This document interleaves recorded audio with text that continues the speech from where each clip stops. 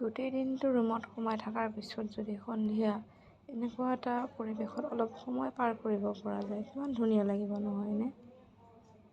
Hello' everyone, মোৰ প্ৰথমটো mini ব্লগলৈ সকলোকে স্বাগতম জনাইছোঁ। আজি গৈ আছোঁ গুৱাহাটীৰ মাজমজিয়াতে থকা এডোখৰ ধুনীয়া ঠাইলৈ বুলি। ঠাইডোখৰ চালে হয়তো বহুতে চিনি পাবই, তথাপিও ব'লকচোন আজি চাওঁ। ধুনীয়া একা বাকা ৰাস্তাৰ মাজেৰে আহি পালোঁ।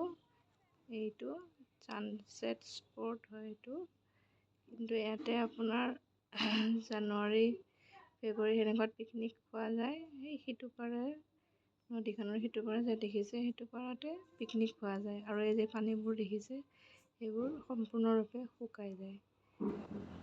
তাতে অলপ সময় পাৰ কৰি আহিলোঁ ঘৰলৈ বুলি।